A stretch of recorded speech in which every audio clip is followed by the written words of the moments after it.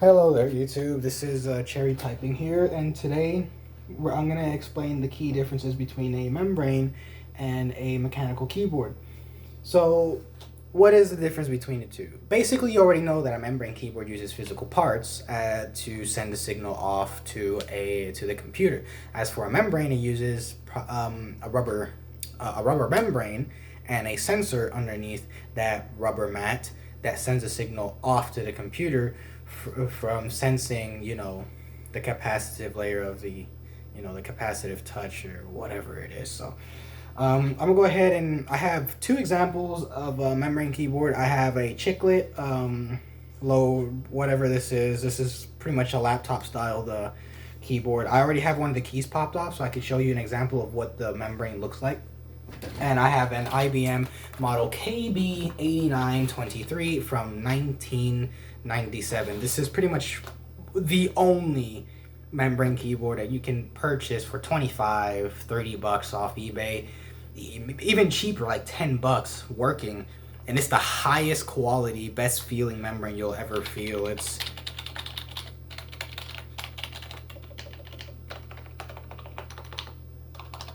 The stabilizers are lubed, so that's pretty much why it sounds like that. So it is modified, and the plungers on the keycaps are also lubricated with some grease. So that's why it sounds so good, because I do modify my own keyboards and I make sure that they're in tip-top shape and they feel nice and good. So this is a membrane keyboard. And over here is another membrane keyboard that is a Bluetooth. This is a Targus K55. I don't use it. I'm just using it as an example. So I'm gonna go ahead and show you what the membrane layer, what a membrane looks like on a membrane keyboard. I'm gonna go ahead and pop off a few keys here so I can give you guys a better view. So a membrane keyboard, it relies on a rubber mat beneath the keys to send the signal off to the computer. And because it relies on that, if that rubber dome can wear down over time and cause issues for the sensor beneath it, and they don't last very long. So I'm gonna go ahead and show you what it looks like. I do have a light here so you can see better. So right here, if you can see, I don't know if you guys can see, it's probably too bright, but let me turn down the brightness on the flashlight right quick so you guys can have a better look. I apologize about that. I don't know if I can turn the brightness down on it. I don't think I can turn the brightness down on it, but that's fine. If you look, there's these little small domes on it. And these little domes are actually the rubber mat that has the actual capacitive rubber that is conductive. And when that conductive rubber layer touches the sensor underneath it, it jumps the signal from one wire to the next wire that's on the other side of it, that sends it directly to the processor of the keyboard, and then sends it off to the computer as a signal. So that's what these are. So if you can pretty much look at it from the side here. You can see how it looks like a little small volcano or something like that. You can see, and that is pretty much the rubber dome that a membrane keyboard that a rubber dome keyboard has. I apologize. I can barely English today. All right, so now that we already covered what a rubber dome is and what it looks like, now I'm going to be covering what a mechanical keyboard is. So unlike membrane, which membranes utilizes only rubber mat instead of metal and plastic to send the signal off, a mechanical keyboard utilizes a copper leaf inside of a mechanism that's consisting of a upper and lower housing with a stem and spring, and the stems have legs that push against that leaf that separates the leaf from the contact. And that contact, for example, let's say that this is the leaf right here, and right here is the leg. The leg on the keyboard because the leg is going to be sloped this way. So I'll have it. I have an example right here so I can explain it better. I also have a clicky one for reference. So a mechanical keyboard. This is what a mechanical keyboard looks like. This is a Royal Kludge 60% mechanical keyboard. I salvaged parts from my old RK61. As you can see, it doesn't work. I have the case as well. I've salvaged parts from it to make this one, and I also have yellow LEDs on it. So this is what a mechanical keyboard looks like. Not all mechanical keyboards are going to look like this. Some come in various sizes, such as full size. This is the IBM, as you can see. This is a full-size keyboard, and a lot of gaming keyboards or programming keyboards, mechanical keyboards, are going to come out this size. Some of them are TKL, which cuts off all this number pad and just leaves it with only just pretty much these the arrow keys and these function keys and the F keys. And then we got the 60%, which is pretty much just the bare bone basics. So that's just pretty much 60% of a full size keyboard. So yeah, so a mechanical utilizes switches just like these. This is a red switch. This keyboard is using a red switch as well. I'm gonna pop a keycap off so you guys can take a look for yourself. As you can see, it's utilizing a red switch underneath, and it is lubed. So it is lubed, and it is a red switch. So I'm gonna go ahead and take apart one of these Gatoron Reds that I have to demonstrate and show you how one of these work. And I will provide a picture on the screen right now so you guys can have the basic anatomy of what these things look like from the inside. So let's go ahead and begin taking this switch apart so I can show you what the main difference between the membrane and a mechanical keyboard is. So we're gonna go ahead and open one up here. There we go. They're pretty easy to open up, not gonna lie. Super easy. There we go. We got the top housing off, and now we got the stem. Okay, so we got the top housing, and then we got the stem, which is the red part. That is pretty much what determines, you can pretty much I can pretty much take this stem and put it in this one if I wanted to, make it a clicky switch instead of a linear. You can modify switches, you can make Franken switches if you want to. So I'm gonna go ahead and show you how it works. So you see this copper piece here? I'm gonna go ahead and touch it. This copper piece is what makes contact with another pin on the other side. So, and that is what sends a signal off. So this stem is responsible for that actuation and sending that signal off to the computer. So as you can see, the stem has legs. These little legs are what press against the leaf. And when Jesus, this thing doesn't want to go down. Hold on a minute. There we go. So when the stem is all the way up and it's, it's not pressed, the bottom portion of the leg, the very tip of the bottom portion of the legs is pushing against the leaf, separating it from the contact. And then when you press down on it, that leaf is going to slide against the legs, and it's going to slide upwards where it gets thinner. And that is where it slowly it creeps its way towards the contact, and then eventually it'll make contact with that with the metal, and it'll close the circuit, sending a signal off to the actual computer. So that's pretty much how one of these work. I will provide a picture on the screen again. I think I can put a GIF on the screen, but if I can't, then I'll just leave an image. So that's pretty much how a mechanical keyboard works, or a mechanical switch works. So what are you getting in the benefits? What are the benefits between a membrane and a mechanical keyboard? The benefits between the two is, well, there's pros and cons between them. A mechanical keyboard, obviously, they're gonna last way longer than a membrane keyboard. Membrane keyboards usually last up to 5 million to 10 million keystrokes per switch before they start giving out and giving you issues. As for mechanical, such as this one, each switch is rated on average 50 million keystrokes. And Cherry MX switches, the genuine kind, remember that, can last up to 100 million keystrokes per switch. And they are high quality. And they are very, very strict on their production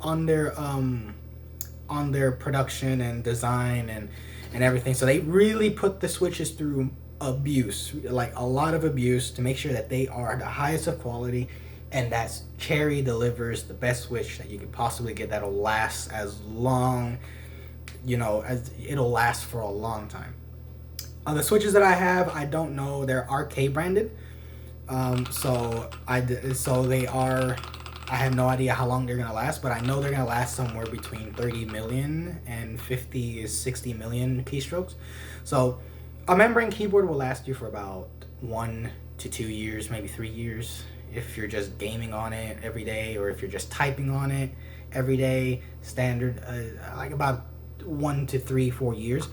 As for opposed to mechanical, they will last you for about 10 to from 5 to 10, 15 years. And if you're using the genuine cherries, probably more. Probably if you're using cherry switches, you're most likely going to outlast some of the common clones, such as the Gatorons and a few other brands like Altimu. So now that there's a benefit there. Mechanical keyboards, they last longer, but they're more expensive. Membranes, they're cheaper, they're pretty much everywhere, and you can pretty much pick one up at, you can pick one up at your gas station for all I know. They're everywhere. All computers that you buy are most likely going to come with a membrane keyboard. And if you're buying a cheap gaming PC from like Best Buy, something, most likely is going to come with a membrane gaming keyboard, RGB, and mouse combo. And I wouldn't recommend it, but don't go for the mouse combos. Just buy yourself mechanical if you're going to game, because those are going to last you a long while.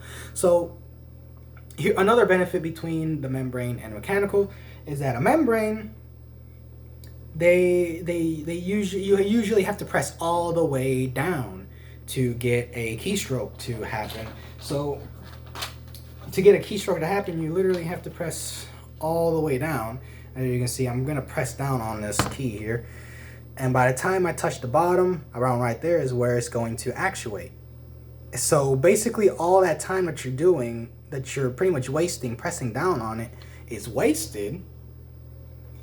But by the time you press it all the way down, most likely the guy's gonna kill you and whatnot. And I don't know, I'm just making something up, but you have to press all the way down, and sometimes that can be a bit fatiguing, and that can also cause finger pain and all kinds of stuff. So that's gonna injure you, and you're not gonna feel comfortable over time. So that it really sucks. So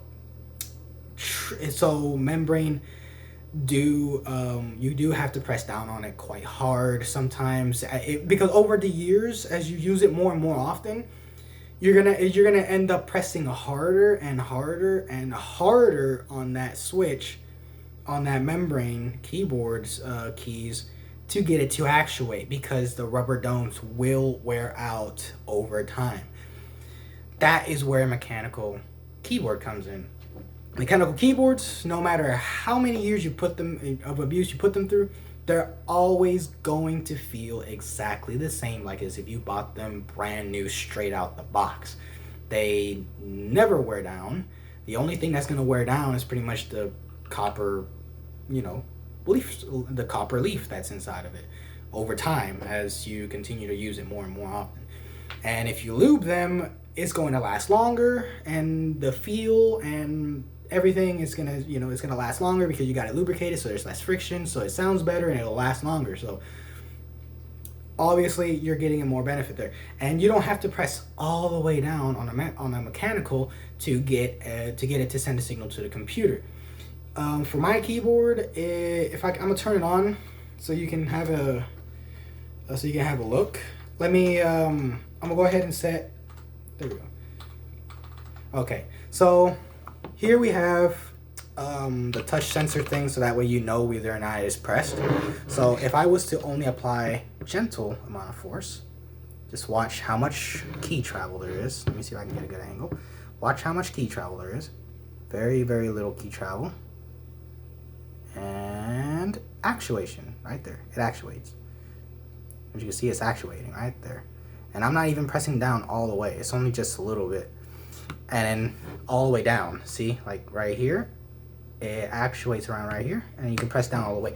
So that is a 2 millimeter. This one I believe is 2 millimeters, between 2 millimeters and 1.8 millimeters worth before it actually actuates. So that is pretty good. You don't have to press all the way down, and it's only 4 millimeter worth of travel distance before you bottom out. So by the time you get used to this, you're gonna end up typing without bottoming out, like you know, like this. So you don't have to press all the way down on it. Plus, you're not, you know, you're wasting less time. So that's also another thing. It's also good for gaming, and I do highly recommend you getting yourself a mechanical keyboard if you're going to be typing a lot, and if you're going to be type racing and stuff like that, which is also another thing that I do. I do type race sometimes, and I do a lot of practice typing websites, and mechanical keyboard will suffice for this. This is an RK61. They cost $45 over the internet. This is only the backlit version, and these switches are lubed. So if you listen to it,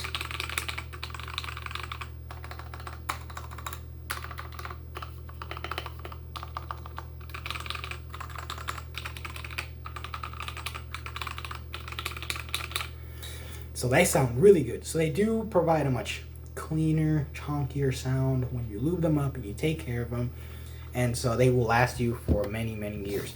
So another benefit that you're getting from a mechanical keyboard that you otherwise can't get with a membrane is customizability. These keycaps are not the original keycaps that came with this RK61. These are the black keycaps came from an all-key keyboard that I have sitting here, you know, in the drawer, and the white ones came from a white RK61. So that you can change the keycaps as well. So you can pretty much you can change them out to suit your preference and your style and whatnot. So they are customizable. And some mechanical keyboards come with hot swap sockets that allows you to swap the switches out if one of them comes defected, or if one of the switches wear down and they start to cause you issues. Then you just pop the keycap off, grab your switch puller, pull it out, put in a new one, and you're gaming again. Really easy and super good. So when so imagine if you're playing a game at a tournament and your switches start to fail on you. You have your spare switches. During the downtime, when you have downtime, when you're in your break, you can do that maintenance and swap it out. And if you need to swap out, you know, switches for for a certain game, if you're gonna play a certain game, and you need this type of switch, for example, like a tactile switch, you know, so that way you know that you activated this ability. You got these linears, so that way you know it's smooth for when you're running around. Or maybe you need a clicky one for, like, for example, like, for whatever reason, you can do that mid-game. You can do that between each game for depending on what you want. So that's also another benefit of a mechanical keyboard if you get a hot swap version that you can't do with a membrane. So another benefit that you're getting from mechanical that membranes don't usually provide, it depends on, you know, the company, and how good and well built they are. Mechanical keyboards, they offer 10 key rollover and N key rollover. I don't know if the RK61 does feature 10 key rollover, but I think it does. But let's say it does have 10 key rollover. So a 10 key rollover and N key rollover, what that means is that 10 key rollover allows you to press 10 keys with all 10 of your fingers at once, and it will register it as an individual keystroke, and it will register that keystroke in the exact order that your fingers have actuated all of them. So that means if you're speed typing, whatever finger that you're typing that first letter with, and the second finger is already moving on that second letter, if both, so you know, for example, if I'm typing, for example, on this, I click this letter, but I start moving on it, and then I move and touch the second one, this one's going to actuate first, and this one's going to actuate second, and I'm only pressing down on it at the same time like that. So it'll activate both at the same time, but in the order that they are actuated, of course. For a membrane, on the other hand, the difference with this is that they usually come in like matrix format. So like a matrix membrane keyboard it's not really that good. And usually you can only get like 3 finger rollover, you know, 3 key rollover, 4 key rollover. And what they usually do is they take the most common key sequences, for example, like chase, like CHASE, and that is probably common. So the common one is A and E. So they usually link the A and the E together, and then the S or something like that.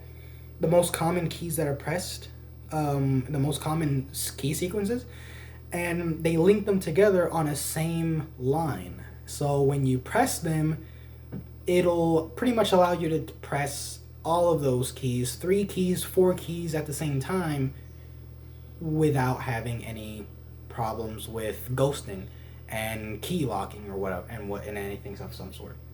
But if you type something, for example, like, you know, this same key sequence was with AES, and then you type B at the same time, most likely it's not going to register that B, because that's not common with this sequence with E, A, S, you know, it's like that. It's not common at all.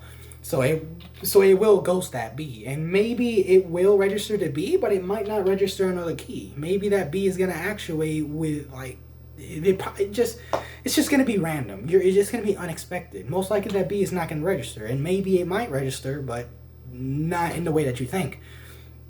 So really, membranes are unpredictable when it comes to rollover, because usually you don't know if it's a matrix or if it's, or you know, or whatever layout it is. But with a mechanical has a chip inside of it that registers each key individually, and it processes that in a specific format. And really, it's pretty much way better for typing and way better for games than a membrane is, because it allows you to press as many keys as you want without having any kind of ghosting or key locking issues and whatnot and whatnot. So that's also another benefit.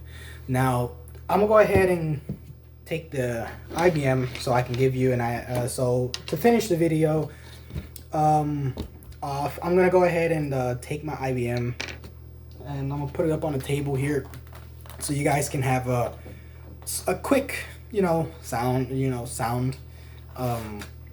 a little small quick video of me typing on it. I'm not gonna hook it up, but it's just gonna be for sound purposes, so you guys can have an idea of what a membrane keyboard sounds like.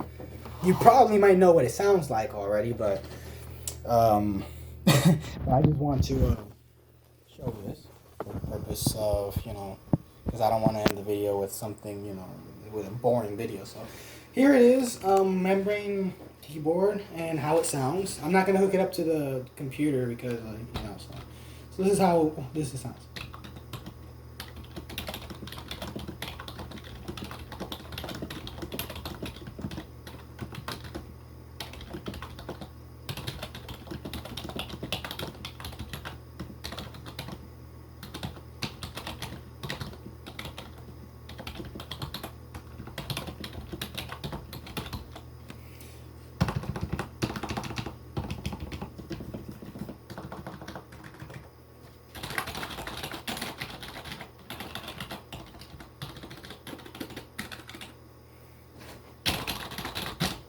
There you go.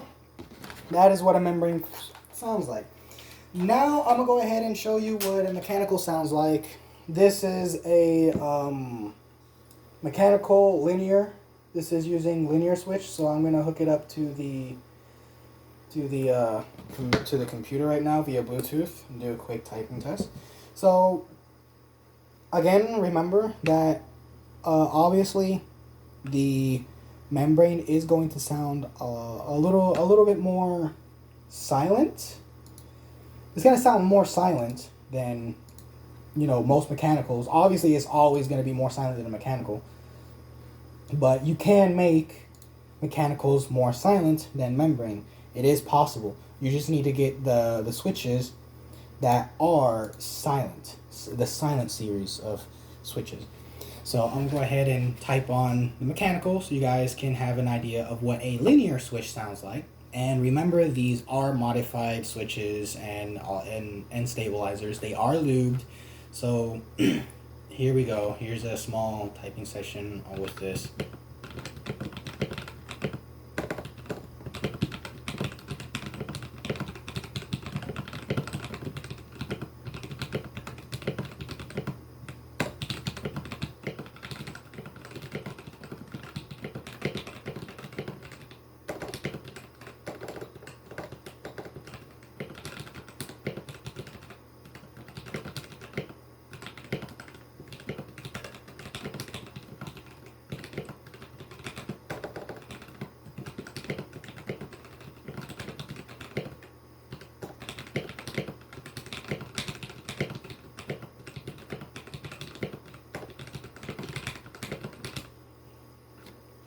That is pretty much what a mechanical keyboard sounds like.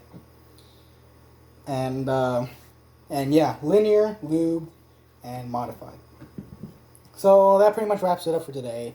And the conclusion, well, if you're going for a mechanical keyboard, or if you want a membrane keyboard, I highly recommend the mechanical over a membrane if you're going for gaming and if you're going for typing. But if you're just going for like office purposes and you just want something to as a beater upper, you don't want to bring your expensive mechanical keyboard to an office, then I would recommend a membrane.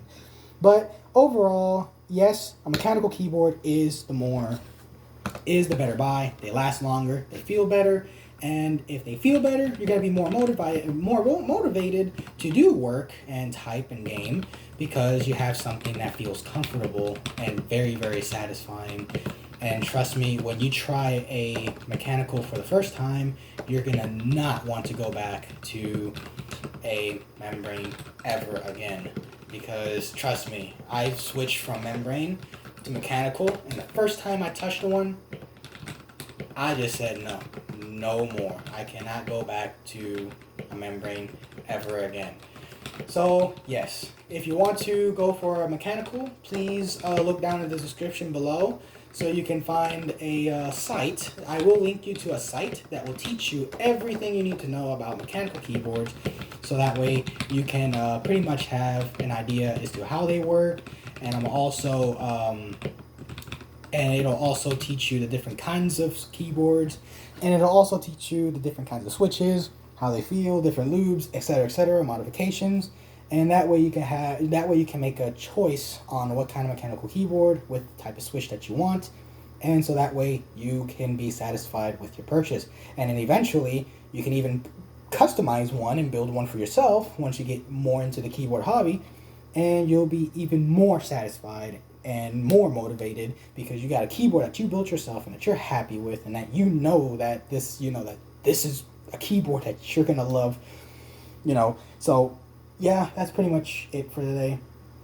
And if you're going for something cheap for like office use, you just want to beat it up and you don't want to bring something to work that's crappy, then membrane should do it. But if you want something that that really sounds good, that feels good, and something that that you can be happy with and that could last you a long time, then a mechanical keyboard like the RK61 or the Walmir K66 or a GK61, which I have ordered, by the way. I will be doing a review on that soon.